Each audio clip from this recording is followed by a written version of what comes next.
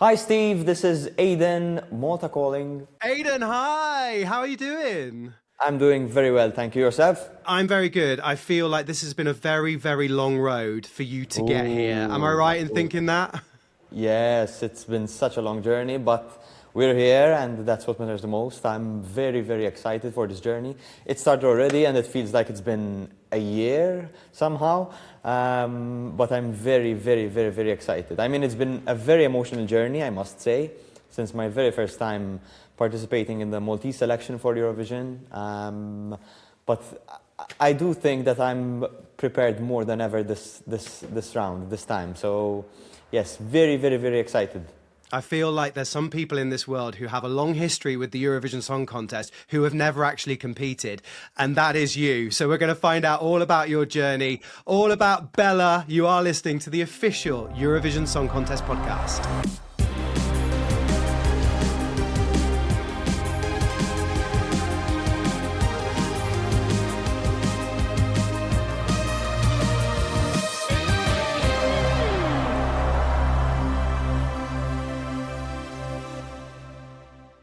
Oh, Aidan, it's so good to see you. You finally made it for Malta with Bella. What was it like to have won the national final? Honestly, I see the footage and I don't recall it happening somehow.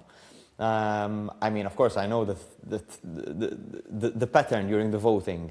But the moment that I was announced, declared as the winner, it all feels surreal somehow. It's been a dream of mine.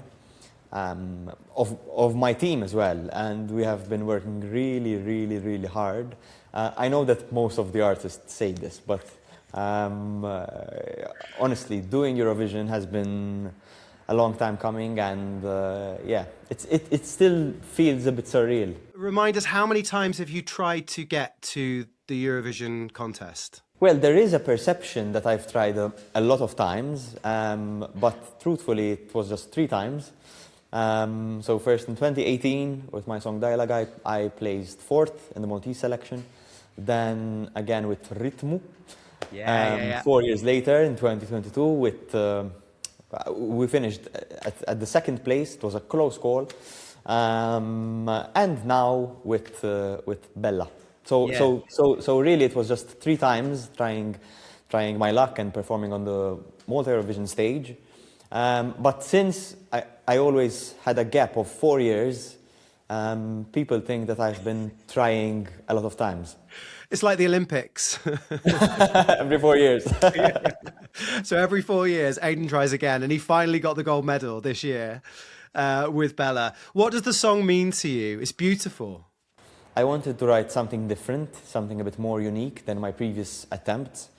Something that can stand out on the actual stage, and I think Bella does that. I mean, so far there's only 5 songs chosen, but you know me, Steve, I'm a huge Eurovision fan. I follow most of the national selections, and so far we don't have a song similar to Bella. So I think that's quite a good thing to have. But when it comes to Bella, as I said, I wanted to write something unique. I wanted to write something that lives on stage, not just for radio or for socials or digital.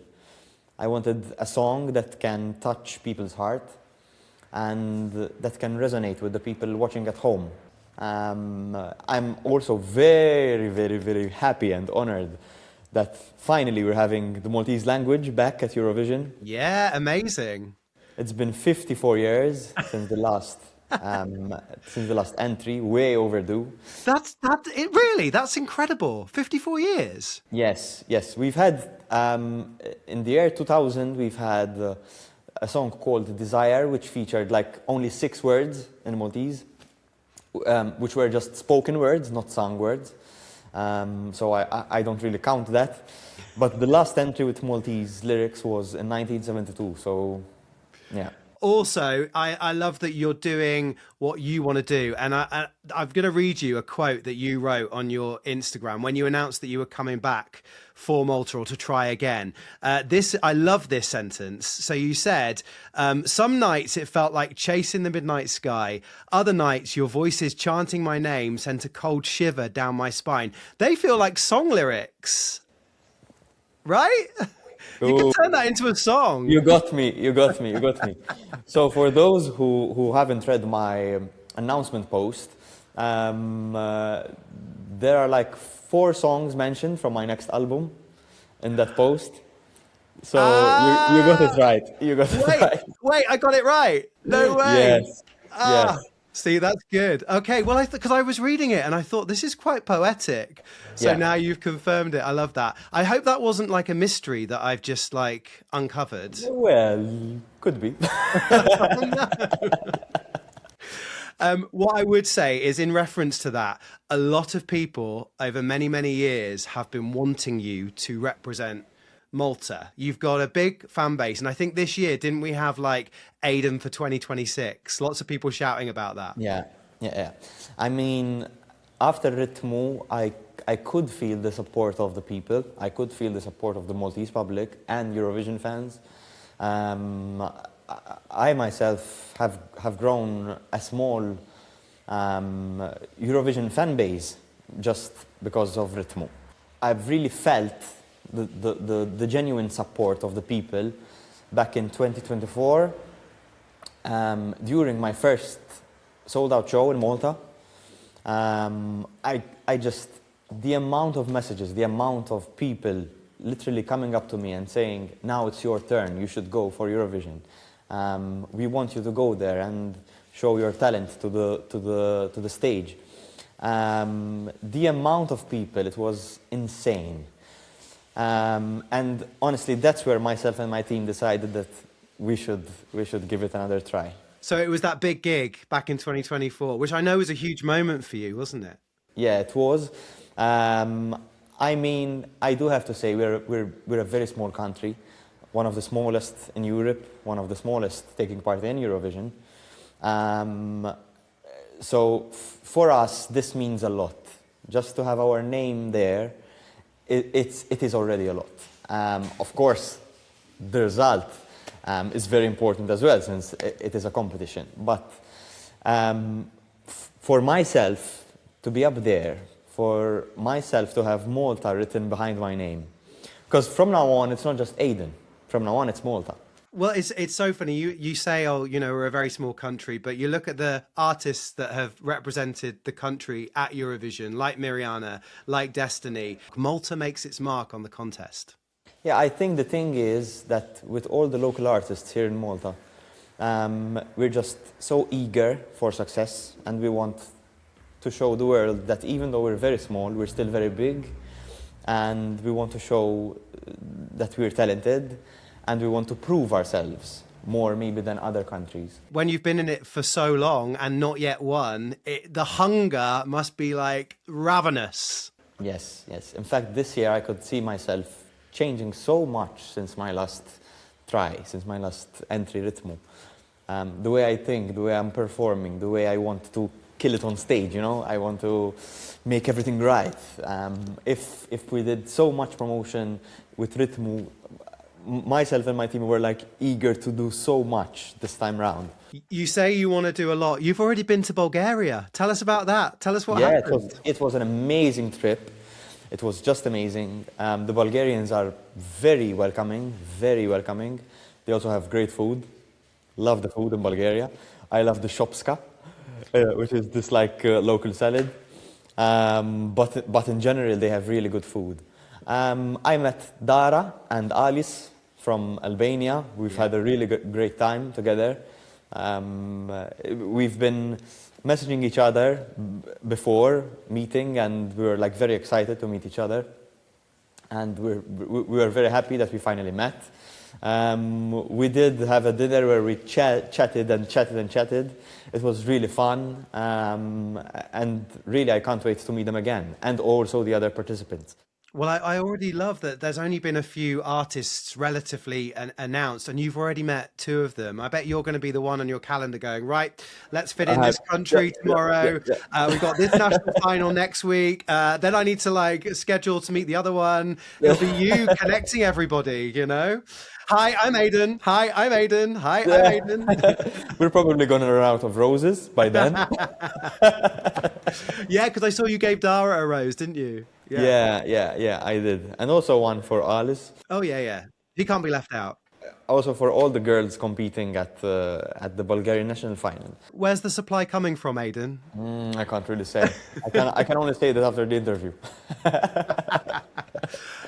No, it's good. I love your enthusiasm for it. And like you said, you've always been a Eurovision fan.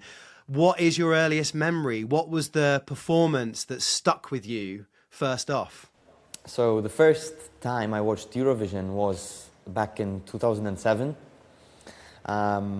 We had sent the song called Vertigo with Olivia Lewis. I was a huge fan back then. I was just 7 years old. I remember watching her win the Maltese national final. If I recall correctly, it was the biggest televote winner ever of all time, like big thousands of votes. And for me, that moment was surreal. I remember being such a big fan of the music video and of the performance. And that's where, I cannot say my love for music started from there, but my love for Eurovision started there. I had started taking singing lessons when I was around that age, between 6, 7, 8. So that's where my love for music and my love for Eurovision started, really. From then onwards, I have been following each year. The last, I'd say, 5, 6 years, I'm watching most of the national finals. I try to analyze the results. I study the result. I'm the one watching every poll, every view count. I'm that kind of crazy. You sound like a football manager, that's like analyzing all of the players' stats, working out like how many they've won, how many they've lost, yeah. And which song is doing well here, Who should I play? Who should I shouldn't? Yeah. Like this is like a deep dive. It sounds like you are like a Eurovision brainiac almost. Well, let's hope that results well in the result. Aidan, lots more to talk to you about. Stay right there. You are listening to the official Eurovision Song Contest podcast.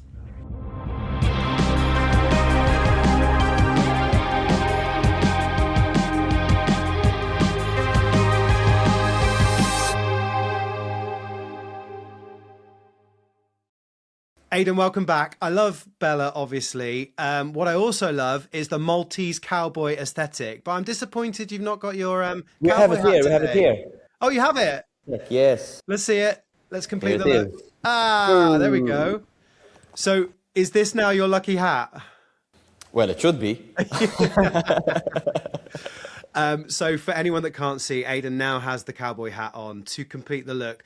My question, though, can you ride a horse? Well, listen. I did ride a horse for the first time in my life for the Ritmo music video, and that was the worst, or one of the worst experiences of my life. I was so scared. I can't explain how scared I was. Of course you would expect, this is a living animal. Of course it's gonna move. I was expecting this animal to not move. Aidan, it's a horse. Of course it moves. So literally we were shooting in this big studio. And as soon as this horse came in, I was mesmerized by its size, and I was telling everyone in the crew, how are we going to make this work? And I had this scene where there was this big red backdrop, and myself had to sit on the horse, and the horse had to sit in the middle. So it was a chaotic moment until we got it right. In the end, we did. It took us a long couple of hours, just because, of course, this was a trained horse, so not just any horse. But I'm not a trained cowboy, even though I try to look like one. But you can be a fake cowboy. That's fine. It's all about the image, right? And it sounds like the previous experience with a horse did traumatize you slightly. No more horses for Aidan, please. No more. Yeah. For now. Until Vienna, at least. Aidan, if you could collab with any Eurovision artist from history, who would it be? I'd say Loreen or Marco Mangoni. Ah, of course. Loreen, because I love her aesthetic and because she's so fresh and all the nice adjectives I can mention. I would give all of them to her. And Marco, I mean, I have watched some of his shows in Italy, and the guy is just so good. I love his music. I love the way he sings. His voice is really good, you know. And I also love his aesthetic as well. So I think the choice of mentioning Loreen and Marco Mangoni is not just based on their music, but also based on their image and their looks and the way that they release music. I'm really into that, so I'd say one of them. Marco, two-time Eurovision entrant. People forget that before Due Vita, he was Essenziale. representing. Yeah, like 10 years ago. You do know your stuff. You are. Mentre il mondo cade a pezzi, io compongo nuovi spazi e desideri che appartengono anche a te. Mentre non sei per me l'essenziale. I feel like I'm being serenaded. It's a Is great that where song. you It's a learn? great Is song. that where you know your Italian from Marco's songs? Well, I have to say, Italian music is huge in Malta. We follow Italian TV here. We follow Italian music. We have Italian radio stations in Malta. Yeah. But also, Italian is our third most talked language in Malta. So it's Maltese, English, Italian. My mom literally speaks Italian fluently. So most of the older generation, I would say, they speak and understand Italian very fluently. It also showcases, it also portrays the same way in my song Bella, because I do have the Che Bella in Italian. Yeah. So it's like, yeah. What does your mum think of you going to Eurovision? My mom is also a Eurovision fan. She's in all Eurovision groups on Facebook. She's the one like watching and reading everything and telling me like messaging me and sending me screenshots on WhatsApp like look at this country, what they're doing. Look at this national final. Look at this singer, whatever they're doing. Look, they went up in the views. This is there. She is a crazy Eurovision fan. I wouldn't say it was just my dream being at Eurovision. It was also hers, watching me on stage. So this meant a lot to us as a family. It meant a lot to her. But I don't want to see her, how she's going to be in Vienna during my performance. She's going to die. She's going to die, for sure. She's still, I mean, as I said, I've been singing almost for 20 years now. And she still gets super emotional with every performance. With every performance that I have, she's there in front, possibly crying her heart out. Every single time. I mean, my last show, which was last May, I had my second full concert in Malta. It was a 2-hour-long show, full-on production, dancers, band. And like at the last 15 minutes of the show, I was standing at the right of stage and my family was there. And I could see her crying and crying, but genuinely crying her heart out. And then after the show, I said, it's not like I'm performing for the first time, Mom. You know, I've been 20 years doing this. It's not even my first show. So she just gets really emotional seeing me on stage. And yeah, it means a lot to her. It means a lot. I can already imagine. Is our house full of pictures of you singing? And anytime anyone comes round, does she get the phone out or the computer and show everybody, here's what Aidan's done next, or here's his next song, here's his next music video? Well, her wallpaper on the phone is myself with the trophy, so with the mask trophy. Yeah. So yeah, she's a proud mama. She's a proud mama.